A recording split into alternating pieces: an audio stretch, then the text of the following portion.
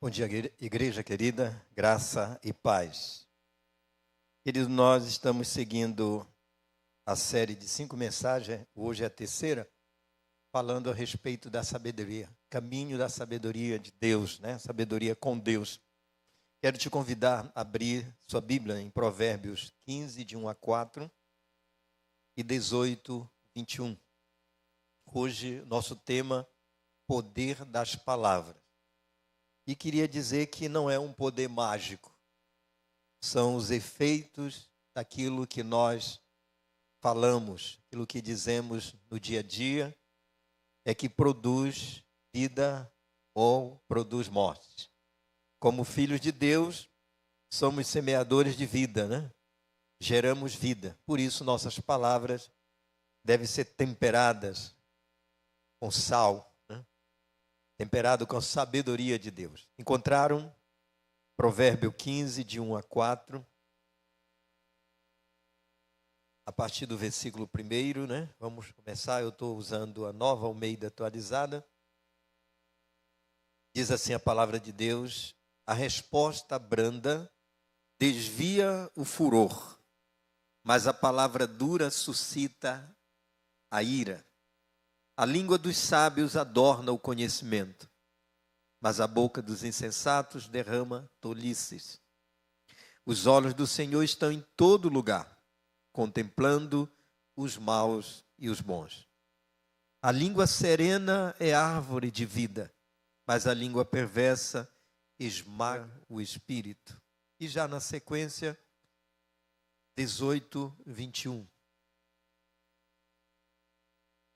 Vou aguardar vocês, Provérbio 18, 21, porque o meu já está juntinho aqui o texto. Ok?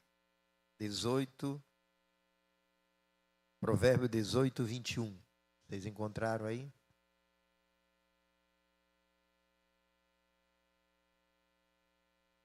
Ok, obrigado. A morte e a vida estão no poder da língua. Quem bem a utiliza, come do seu fruto. Você pode ler isso comigo? A morte e a vida estão no poder da língua. Quem bem a utiliza, come do seu fruto. Obrigado, Senhor, pela tua palavra. Abre os nossos corações, o nosso entendimento, para que possamos receber tua palavra como algo que edifica nossas vidas, assim como ela de fato é. Nós queremos estar com os nossos corações preparados para esta breve reflexão, em nome de Jesus. Amém. Quando eu leio essa expressão, essa palavra, poder das palavras, me vem à mente muitas crendices, né? Há medo de pronunciar algo simplesmente pelo fato de pronunciar vai amaldiçoar alguém, né? O poder das palavras não está no poder mágico, como eu falei, mas no conteúdo daquilo que nós falamos. E eu acho que todos nós, eu penso que todos nós, como filhos de Deus, devemos utilizar a palavra de forma boa. Então vejamos, a partir desse tema, poder das palavras, vamos tirar 3 lições breves para nós. Primeiro, antes de citar como a lição, chamar a atenção que a sabedoria governa a língua e revela maturidade. Se somos sábios em Cristo Jesus, a nossa língua então revela se somos ou não maduro suficiente, né? Maduro espiritual. Provérbio dedica mais textos e, lógico, mais tempo também a falar a respeito da língua do que muitos outros temas. Nós temos tantos temas, né? Por que Provérbio dedica bastante para falar a respeito da língua? E Tiago também fala isso. E eu quero falar isso com muita graça no coração. Não estou pensando em nenhum de vocês. Estou pensando na coletividade como parte da nossa exposição, que pode ser algo que venha acrescentar na nossa vida. Eu queria que você olhasse assim, pastor, por que você está pregando essa mensagem? Onde é que eu falhei, pastor, pelo amor de Deus? Não. Abra o seu tesouro e acrescente mais algo importante para a sua vida. E eu fiz a pergunta, por que então que Provérbios dedica tanto tempo para falar desse pequeno órgão, que segundo Tiago diz que ele inflama, é como se fosse a raiz do inferno, né? Incendeia uma floresta. E diz que todas as feras já foram domesticadas, mas de que a língua é difícil. Mas eu creio, pela palavra, que ela é domesticada, ela é domada por obra e graça do Espírito Santo. Sim? Porque as palavras moldam destino. Por isso que Provérbio dedica tempo para falar da nossa língua. Tá? Então, primeira lição. Palavras que pacificam. Estão lá em Provérbios 15, 1. E ela diz: a resposta branda desvia o furor, mas a palavra dura suscita, desperta, desencandeia ira. Logo que entreguei a vida a Jesus, esse texto caiu como suprimento para uma necessidade da minha vida e guardei. Os irmãos sempre ouvem nas mensagens eu mencionar que orando para que Deus nos dê sabedoria para agir, para falar e também para reagir, né? Então, quando nós agimos, nós provocamos coisas boas ou coisas más. Eu sei que não é fácil para mim, como também não é fácil para você, a ideia de reação. E aí a gente tem que conter, depende da força, como alguém diz, com a intenção que diz, nosso coração então pode reagir e a gente causar um estrago. Quando nós olhamos para Provérbio 15, 1, diz que a resposta branda desvia o furor, mas a palavra dura desperta a ira. Então nós já sabemos que nós podemos planejar aquilo que vamos falar.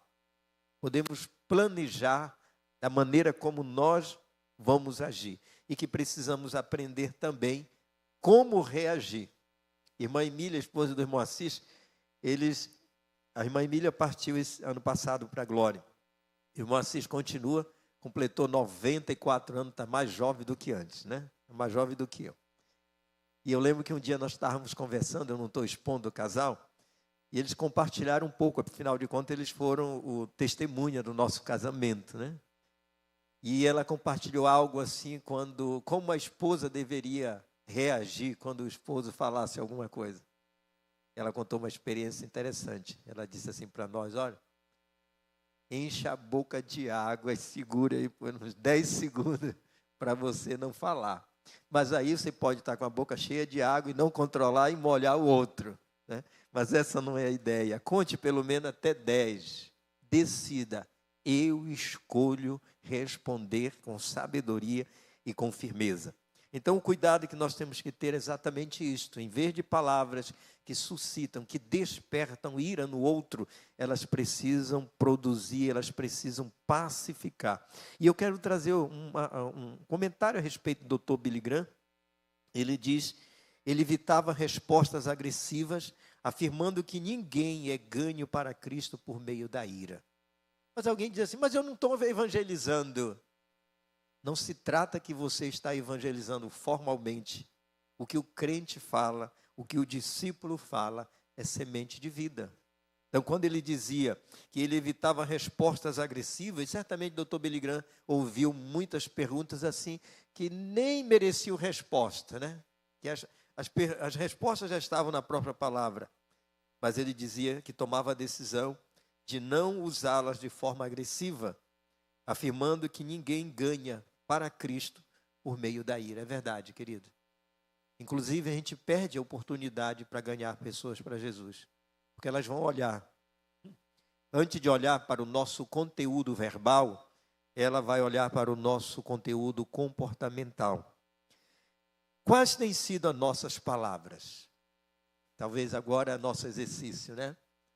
Como eu tenho falado com o pai, com a mãe, com os filhos, com o meu colega de trabalho, com o meu patrão, patroa, meus funcionários, cônjuge.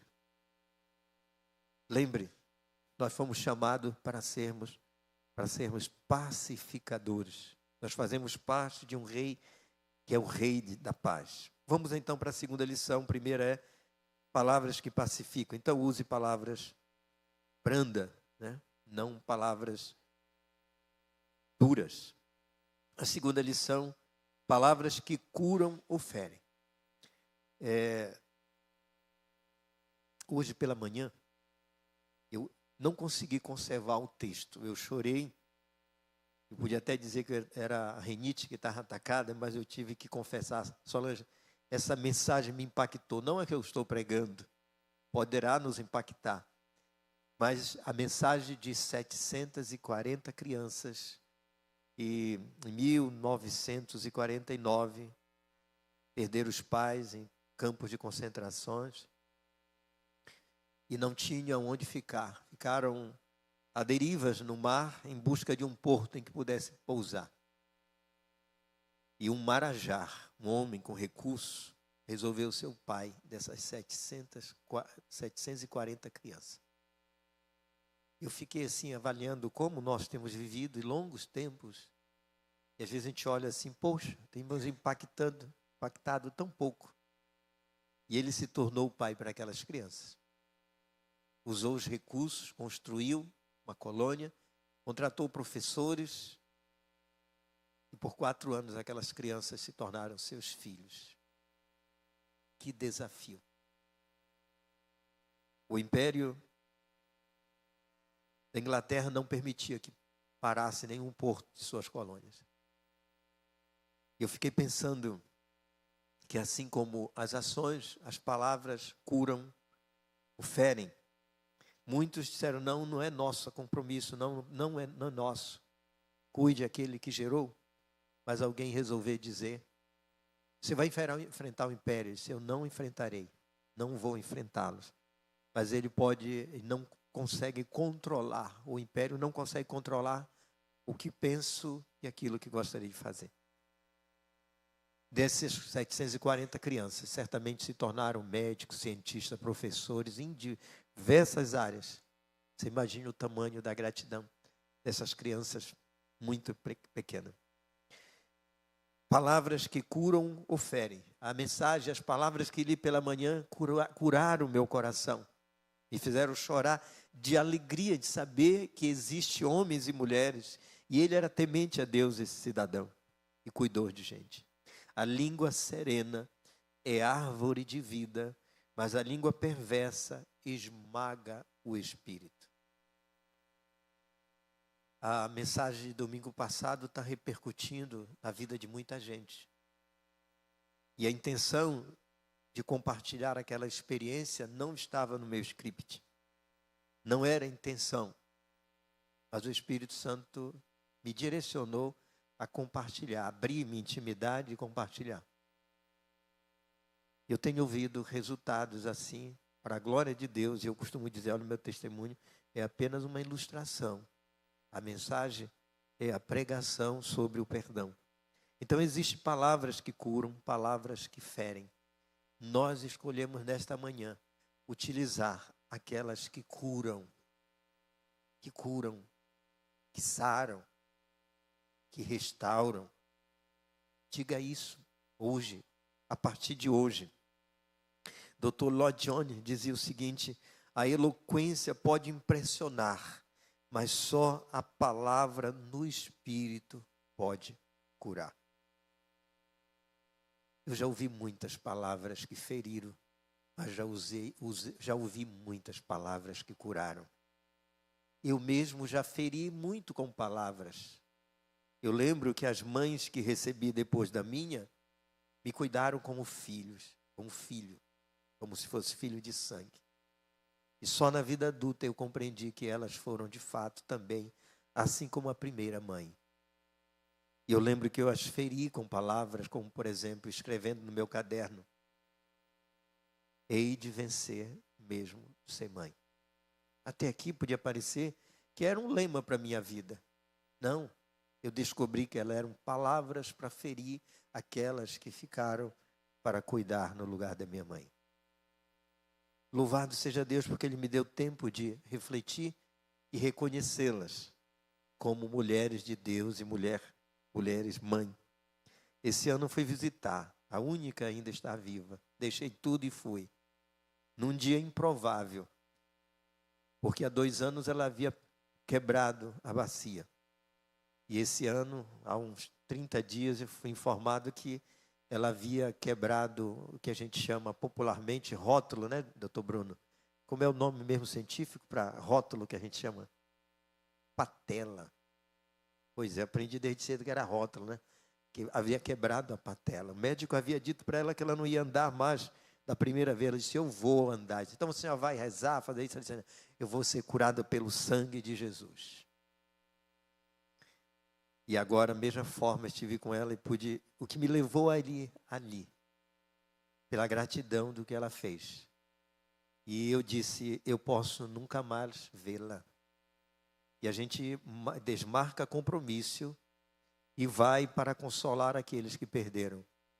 Mas é muito mais proveitoso, não que não seja importante consolar aqueles que perderam familiares, mas poder ir antes que algo aconteça, vale muito a pena.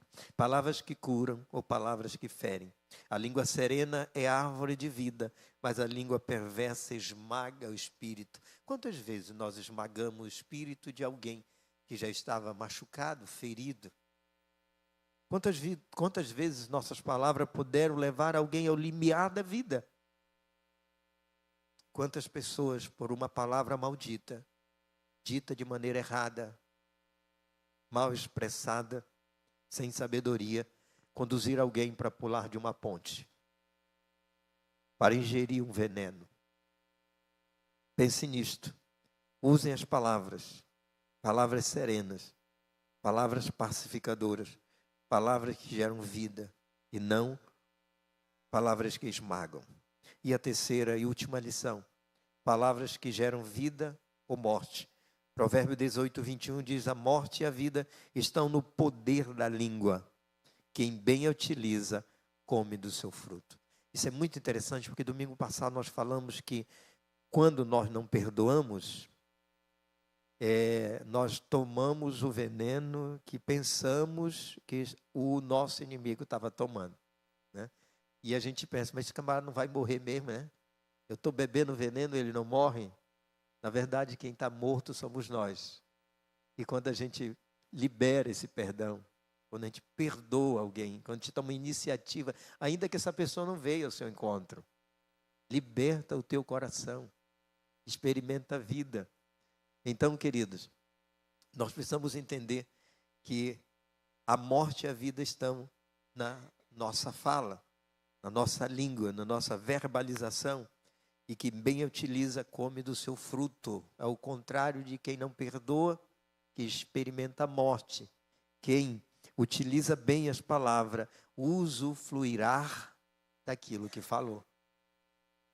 Elas não só alcançam aqueles que estão te ouvindo, mas os resultados também te alcançam. Vamos dar um exemplo. Uma pessoa que estava naquele dia assim, para baixo, não dá mais, hoje é o limite, hoje eu vou estourar com alguém, e talvez não saiu nenhuma palavra, um abraço, e no anexo vem ainda alguém dizendo assim, isso é muito importante para mim, isso é uma bênção, você ganha o dia, né? Você ganha o dia. Então lembre disso, utilize bem as palavras para a vida e não para a morte. Charles Spurgeon afirmava, uma frase dita no poder do Espírito pode ecoar por gerações. Lembra de alguma palavra agora? Exercício para a gente concluir. Lembra de palavras boas que você disse e que elas contagiaram alguém e certamente alguém veio e compartilhou. Naquele dia, você consegue lembrar? Aquele dia eu estava realmente para chutar o balde. Mas você chegou e me disse algo que eu mudei. Você já passou por essa experiência? Levanta a mão, sim. Amém. Isso, continue semeando boas sementes. Continue temperando a sua fala com a palavra de Deus. Concluo dizendo assim, se uma frase dita no poder do Espírito pode ecoar por gerações, vidas também serão alcançadas por essas palavras. E a conclusão é, quem teme ao Senhor aprende a falar com graça e verdade. Não existe isso. Nós somos filhos de Deus, discípulos de Cristo Jesus. Não há esse negócio de dizer que você não controla a língua. Se você não controla a língua, você não tem alguém controlando a sua vida. E quem consegue controlar todo a força de um homem, que talvez é mais do que de um cavalo, no animal, eu falo mais no poder de fala, né? Ele diz que quem teme ao Senhor aprende a falar com graça e com verdade. Ele é o teu Deus, é o meu, é o nosso. Então, vamos orar nesse momento. Querido Deus, eu entreguei aquilo que colocaste no meu coração. E só o agir do teu Espírito pode adoçar a nossa vida. Só no poder do teu Espírito, nossas palavras poderão ser usadas com graça e sabedoria. Só na dependência do teu Espírito, Senhor, nós temos condições de reagir pacificamente. Somos nós que escolhemos os resultados que iremos dar àquilo, Senhor, da qual fomos alcançados. E te pedimos, Senhor, nesta manhã, que a tua palavra não volte vazia. E nós sabemos disso, que ela não volta, ela cumprirá. E eu te peço nesta manhã, dá-nos um coração inteligente, mas muito mais do que inteligente, um coração sábio, com palavras que se expressam com doçura, com vida, com frutos para a vida. Essa é a nossa oração nesta manhã, no precioso nome de Jesus. Amém? Muito obrigado pela atenção de vocês.